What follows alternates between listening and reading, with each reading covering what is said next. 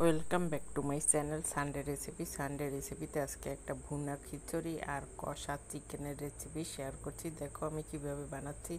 প্রথমে কড়াইয়ে তেল দিয়ে তার মধ্যে আমি পেঁয়াজ লঙ্কা কুচি দিয়ে দিয়েছি, আর এখানে দেব জিরা ধনিয়া আদা বাটা। এটাকে আমি পেঁয়াজ আর কাঁচা লঙ্কার সঙ্গে একটু কষিয়ে নেব। মশলাটাকে একটু ভালোভাবে কষিয়ে নিচ্ছি, আর রান্নার জন্য জল গরম দিয়ে দিয়েছি। এই চালটা দিয়ে আমি পেঁয়াজ আর আদা জিরা ধনিয়া বাটার মধ্যে চালটাকে একটু ভেজে নিচ্ছি। চালের সঙ্গে মশলাটাকে ভালোভাবে মিশিয়ে নিতে হবে।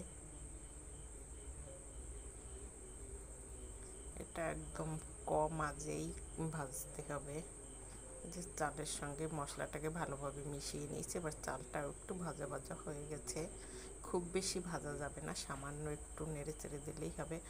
আর এখানে জলটা ফুটে উঠেছে, আমি এই জল দিয়ে দেব।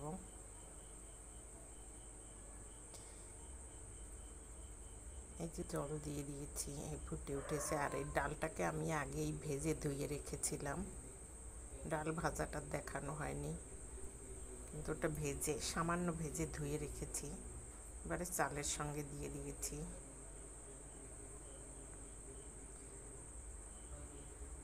যতটুকু ডাল আর যতটুকু চাল তার ডাবল জল দিতে হবে।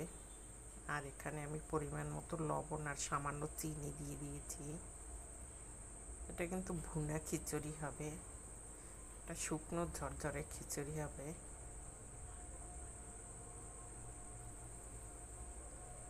এটা চিকেন দিয়ে খেতে হবে।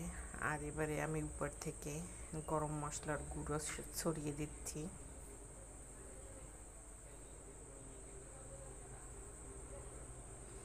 যে এবার আমি গরম মশলাটাকে এর সঙ্গে ভালোভাবে মিশিয়ে দেব। মনে রাখতে হবে 1 কাপ চাল দিলে 2 কাপ জল দিতে হবে। চাল ডাল যতটা থাকবে তার ডাবল জল দিতে হবে। এটা হয়ে গেছে, এবারে আমি এটাকে ঢেকে রেখে দেব। এভাবে ঢেকে রেখে দিয়েছি। এবারে আমি চিকেনটাকে রান্না করে নেব। আমি কড়াইয়ে তেল দিয়ে আলুটাকে ভেজে নেব।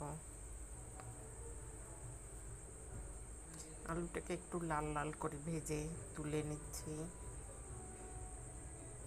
এবারে এই তেলের মধ্যে আমি চিকেন রান্নার জন্য পেঁয়াজটাকে ভেজে নেব। আর এর মধ্যে দিয়ে দিচ্ছি আদা আর রসুন বাটা, যেটা ভাজা ভাজা হয়ে গেছে। এবারে আমি উপর থেকে জিরা ধনিয়া আদা বাটা দিয়ে দিয়েছি। এটাকেও আমি একটু ভালো করে কষিয়ে নেব। এটা কষানো হয়ে গেছে। এবারে আমি এর মধ্যে কিছুটা টক দই দিয়ে দেব। টক দইটা দিয়েও আমি কষিয়ে নেব কিছুক্ষণ।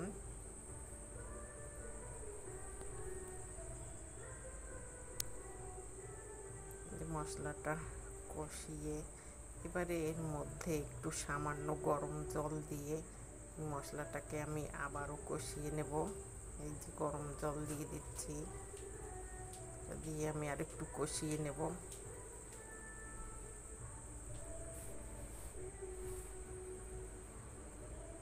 মশলাটাকে ভালোভাবে কষিয়ে নিতে হবে। এবারে আমি আরেকটু গরম জল দিয়ে এর মধ্যে পরিমাণ মতো হলুদ গুঁড়ো লঙ্কার গুঁড়ো দিয়ে মশলাটাকে কষিয়ে নেব। মশলাটাকে কিন্তু ভালোভাবে কষাতে হবে, তাহলে খেতে ভালো লাগবে। আবার সামান্য একটু জল দিয়ে মশলাটা কষিয়ে এবারে এর মধ্যে আমি কেটে ধুয়ে রাখা চিকেন দিয়ে কিছুক্ষণ কষিয়ে নেব।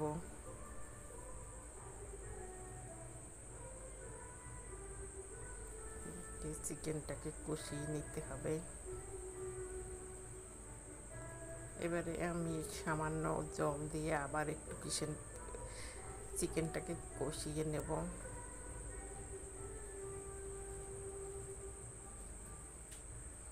আমি যেহেতু একটা কষা চিকেন বানাবো, তার জন্য বেশি জল দেব না।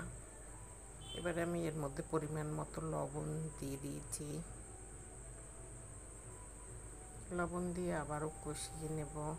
এবারে ভেজে রাখা আলুগুলো দিয়ে দেব।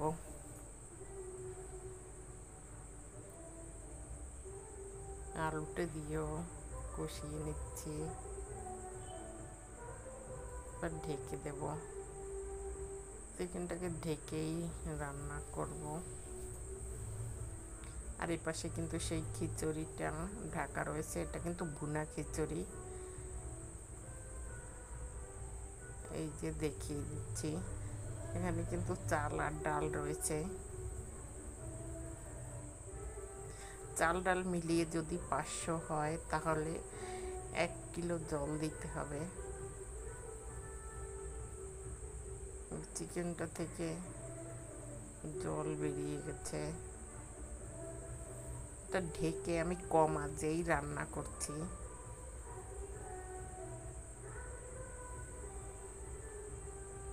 এটাকে একটু ভালো করে নেড়ে চেড়ে দিচ্ছি।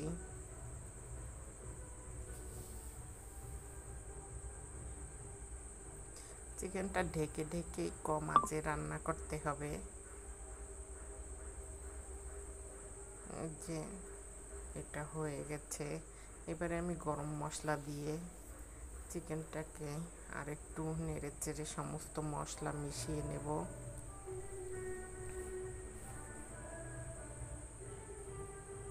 মশলাটাকে মিশানো হয়ে গেছে। এই যে আমার খিচুড়ি আর এই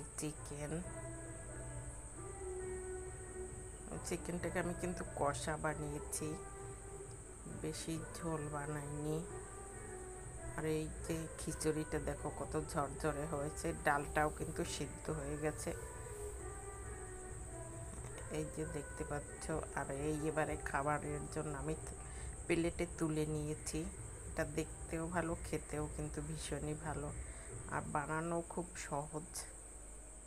তোমরা চাইলে বাড়িতে একবার বানিয়ে খেয়ে দেখতে পারো। নতুন নতুন রান্নার রেসিপি ও সহজ রেসিপি পেতে হলে সানডে রেসিপির সাথে ও পাশে থাকো। দেখেছো ভাতটা কত ঝরঝরে হয়েছে, আর ডালটাও কিন্তু সিদ্ধ হয়েছে। ডালটা যেহেতু সোনামুখ, তার জন্য ওটা বেশি জাল লাগে না, অল্পতেই সেদ্ধ হয়ে যায়।